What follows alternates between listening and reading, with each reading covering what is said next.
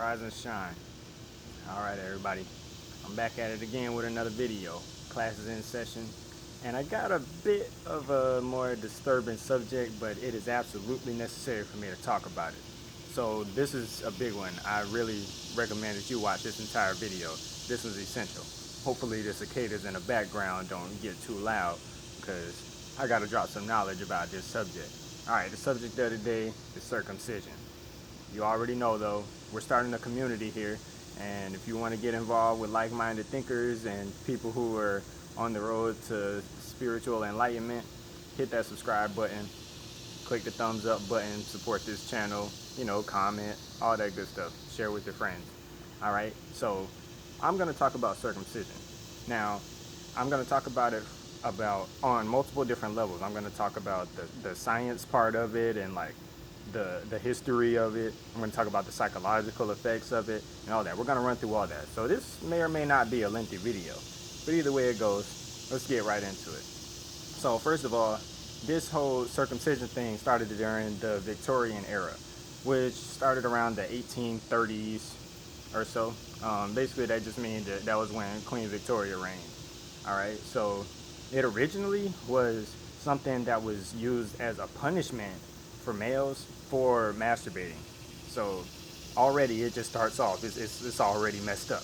Like the whole foundation of this is because a couple of males got caught masturbating, and the way that they punished them was by removing a sensitive part of their bodies. So we're going from them touching themselves to them being mutilated. So already you can see how that would psychologically damage somebody. Okay, so it didn't get that much worse though until during the Cold War era, which would be around 1947 to 1991. Alright, so that was during the time period in which in the West, like where we stay at for the most of us in the North America or what have you. So that's when all of a sudden circumcision started ramping up like crazy. So then it became more of like a tradition in a way, which is really strange.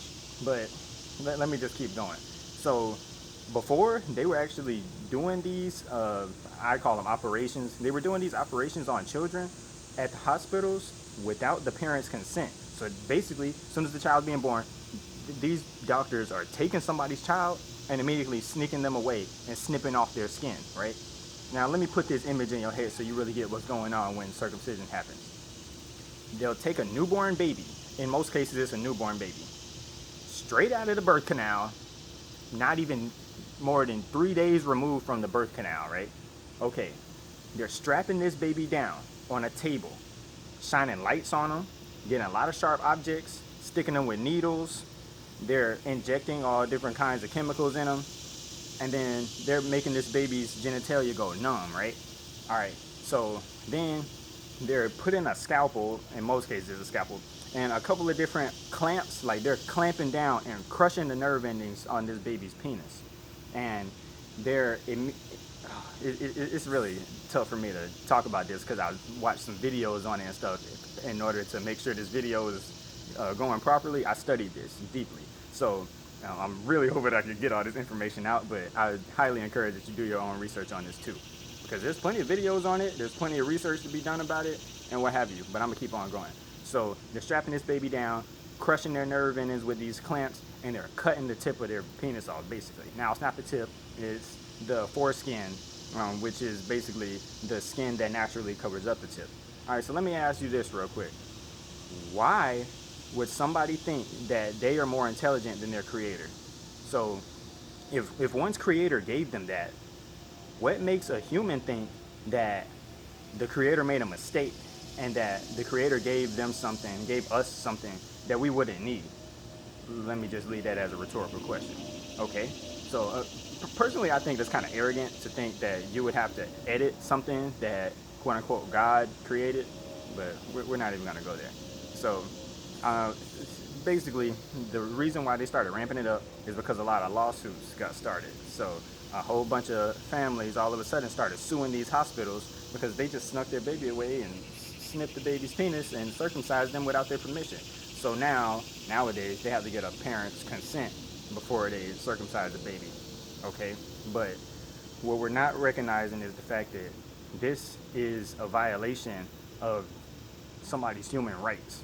This is a direct violation of the United Nations Universal Declaration of Human Rights on the rights of the child.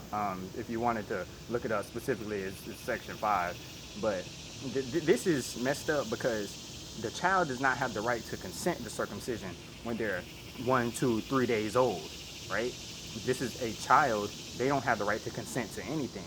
So for some people to just force a child to go through this and to damage them for life, that violates their rights, and that's highly unethical.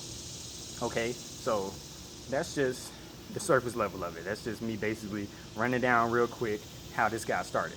Now, let me just give you a few examples of the damages that this really does, consciously, subconsciously, sexually, emotionally, and what have you. Okay, now I'm sure that a lot of you have had sex by this point, because you might be an adult watching this video. So have you ever heard or maybe experienced when a male and a female are having sexual intercourse and they do it for a significant amount of time? Suddenly it's like the vagina dries out and suddenly it's not so comfortable to have sex anymore. The reason why this is usually the case is because the man has been circumcised, and the natural lubrication that would be there, now the penis doesn't have the ability to allow that to happen anymore because he's been circumcised. A part of his intelligence of his penis has been removed. So it's inhibiting one's sexuality. It makes it harder for a woman to come to orgasm. It makes it harder for a man to come to orgasm. And there's these estrogen receptors, which nobody talks about, but there are estrogen receptors on the man's foreskin, along with between 10 and 20,000 nerve endings, which would make a guy's penis a lot more sensitive. The penis has all of these things on it beforehand, and once they get circumcised, boom, they get cut off, quite literally cut off from it. So now a man's sexual intelligence is now decreased for life, period. So the estrogen receptors could come into play when it comes to a man's connection, because it's supposed to be a spiritual connection when it's a man and a woman coming together sexually. So they come together, and to some degree, a man can't even feel her the same. He can't receive her energy in the way that he could. And a lot of the time, women get frustrated because they can't necessarily feel what they need to feel when it comes to the sexual intercourse also. And she might think it's because the man doesn't know what he's doing, or maybe the woman's already not so sexually intelligent because of some traumas that she's experienced. And in some cultures, they circumcise women also. But that's another video for another time. Right now, I'm just talking about the male circumcision because of the culture that I grew up in. So a lot of the time, the sex life in a lot of couples' lives isn't so good because of the simple fact that the man's penis is, well, debilitated. And he doesn't even know that he's sexually unconscious in certain areas. And even if he knew it, it would be really hard for a man to acknowledge it. And it's really it's something that he can't control, because when he was first born, they did this to him without his consent. So a man doesn't even have any kind of excuse when it comes to being like this. It's not like he caused it, so he can't excuse himself, and the woman can't necessarily deal with the fact that he's not able to please her in the ways that he should naturally be able to, because it should really come naturally and super easily, but it doesn't because of something that was out of his control. Now, just to mention a few other things that this foreskin does. When I tell you this, a laundry list of things that the foreskin does for a man, there's a long list, but I'm just naming you a few of the things. But there's something called the Freener band, and that's basically the band that goes around the tip of the penis, and that's the most pleasurable, most sensitive part of a man's penis, period. And that's where a lot of the pleasure would come from when a man is having sexual intercourse or masturbating or what have you, and it allows everything to glide smoothly. So I don't know if you've ever seen it, but if not, maybe just do a little research. If you're a guy and you're not circumcised, you can see what I'm talking about. If you are circumcised, you're going to have to look at another one. I mean, just do it for scientific research purposes. Kill your ego and do a little research on what I'm talking about. And you can learn a lot about it, not only yourself, but the world that you're living in. So when there is a removal of these nerve endings and this Freener band and these estrogen receptors and what have you, suddenly a man to some degree is, well, not even to some degree, to a subconscious degree from the beginning of their life, they are emotionally traumatized for life. So they got PTSD. A man or a male has PTSD from the beginning of their life. So subconsciously, they might think that life is inherently painful. So when we talk about the psychology about how somebody deals with traumas, all of a sudden we got to consider, okay, so now most of the time a guy might be more prone to masochistic or sadistic or sadistic, however you want to put it, any kind of acts like that when it comes to sexuality. He might be more aggressive. He might be more prone to doing things that are a lot more, should I say, traumatic, or that would refer back to the subconscious trauma that he's experienced earlier in life when it comes to his erogenous tissues or his sex organs or however you want to put it. So people are not even able to identify a lot of the time why they feel the way that they feel, but know that all of these behaviors are based off of our experiences. So if somebody likes pain during sex, it might be because they've experienced pain in their sexual organs at some point in their life, or in multiple times, whether it may come from sexual traumas outside of circumcision, like being molested or raped or what have you. But obviously, the main topic I'm talking about is the trauma that comes from when one is being circumcised. It's something that shouldn't be done, in my personal opinion. You can go ahead and do your own research and come to your own conclusions. But it's really messed up that a lot of the time when the parents give consent to this, their reasoning for giving consent is because, oh yeah, we want to make the son look like his father. And it's like, is that really the best reason you can come up with? It's like, oh yeah, it happened to me, so it should happen to him too, without even doing any further research on comprehending why this is being done and the repercussions that could come from it, from the physical damage to the psychological damage.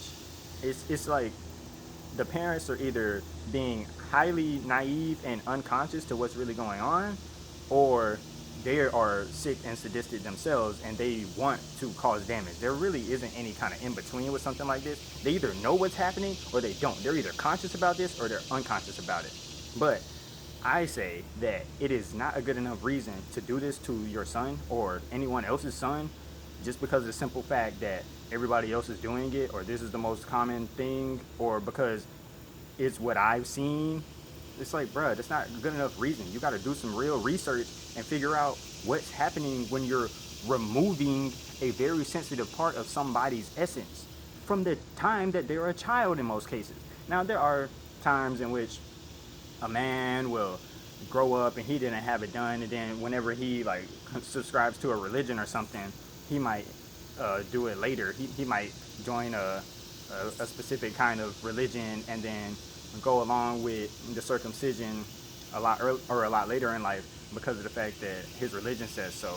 And even then, that's not somebody thinking for themselves. That's more following of what you were told to do and what is most common when it comes to your surroundings. That's not being a free thinker, and that's definitely not what this channel is about. This channel is all about being a free thinker and finding the answers within yourself. Doing some research, asking your own questions, following your own mind. That's what we're encouraging in this community. So like I said, if you want to join this community and get in on this, make sure you hit that subscribe button, hit that notification bell. We got a lot of more videos like this coming, but we're going to talk about all type of different things. We're going to talk about this and a heck of a lot more, both physical and metaphysical, which means, of course, beyond the physical realm. All right?